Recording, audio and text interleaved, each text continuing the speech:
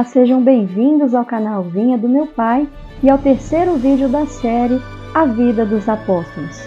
Hoje você vai aprender sobre a diáspora judaica e o surgimento da sinagoga, fatores determinantes para o sucesso dos apóstolos em sua missão de levar o Evangelho a todas as nações.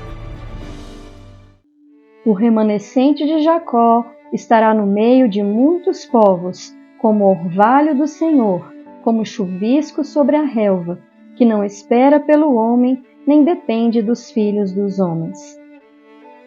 Os profetas do Antigo Testamento já haviam profetizado que o Senhor espalharia o povo de Israel entre as nações da terra.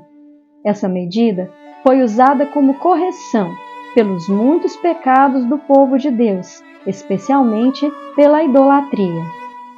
Quando, pois, se corromperem e fizerem alguma imagem esculpida e praticarem o que é mal, o Senhor os espalhará entre os povos. Infelizmente, foi exatamente isso que aconteceu. Por volta do ano 586 a.C., Nabucodonosor invadiu o reino de Judá e Jerusalém, destruindo a fogo a casa do Senhor e todas as casas da cidade, levando toda a população cativa para a Babilônia, ficando apenas os mais pobres, deixados para cuidar das vinhas e das lavouras. Esse fato está registrado no segundo livro dos Reis e no segundo livro de Crônicas.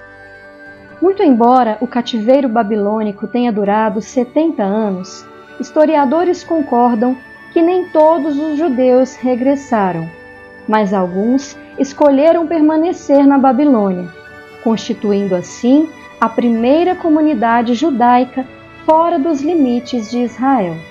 Esse conjunto de judeus que vivia fora de Israel é chamado de judaísmo da dispersão, ou judeus da diáspora.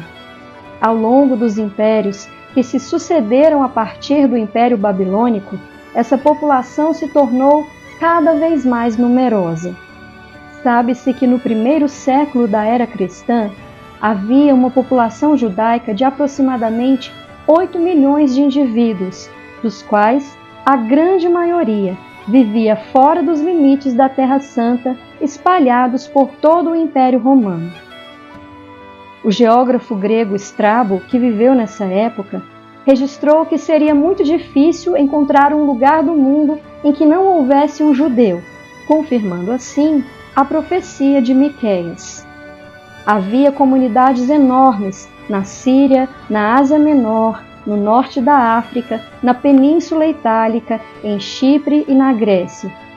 Destacando-se, porém, em um dos maiores centros culturais da antiguidade, a importante cidade de Alexandria, no Egito, que entre os anos de 30 e 50 d.C., contava com uma população de aproximadamente 1 milhão de judeus. Foi em Alexandria, entre os anos 200 e 100 a.C., que os judeus da diáspora organizaram a mais antiga tradução do Antigo Testamento para a língua grega, a chamada Septuaginta, da qual pertence a maior parte das citações bíblicas feitas pelos apóstolos no Novo Testamento. Essa enorme população espalhada pelo mundo, apesar da influência grega e romana, procurou manter fortemente seus vínculos com as tradições judaicas, criando uma instituição que teve um papel altamente relevante para a rápida difusão do Evangelho, a sinagoga. Criada nos tempos do cativeiro babilônico, as sinagogas eram um local de reuniões do povo judeu, que tinham como objetivo manter viva a chama da fidelidade aos mandamentos e ensinamentos do Senhor. Mas foi durante o segundo século antes de Cristo que a sinagoga se transformou numa instituição desenvolvida e estruturada.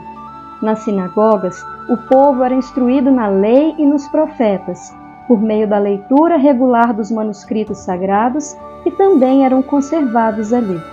As sinagogas serviam de escola para as crianças judias, a tribunal para os transgressores. Mas como as sinagogas notavelmente influenciaram o mundo gentílico e a pregação do Evangelho? já vimos que o mundo da época estava mergulhado numa densa idolatria e num sistema ético e moral altamente corrompido.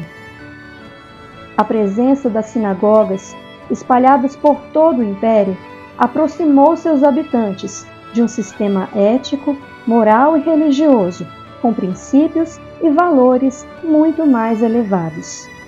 Por meio da diáspora e das sinagogas, o mundo teve contato com a poderosa mensagem monoteísta dos judeus, que ensinavam a existência de um único Deus. Nas sinagogas, os judeus da diáspora e os que saíam das religiões pagãs aderindo-se ao judaísmo, conhecidos como prosélitos, disseminaram a esperança messiânica.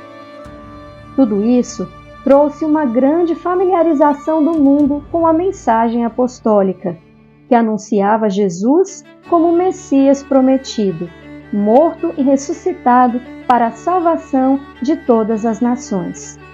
A forte influência das sinagogas atingiu a própria igreja primitiva, que além de frequentá-las, adotou alguns dos seus elementos, tanto da organização quanto da própria liturgia.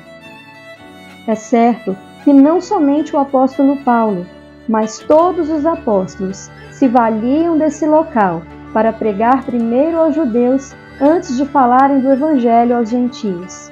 Além de tudo, as sinagogas se tornaram um local de maravilhosas conversões. Em Icônio, Paulo e Barnabé entraram juntos na sinagoga judaica e falaram de tal modo que veio a crer grande multidão, tanto de judeus como de gregos.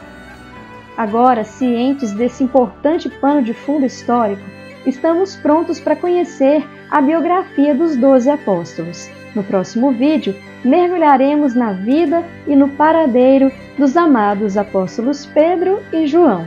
Que o Senhor te abençoe. Te espero no próximo vídeo.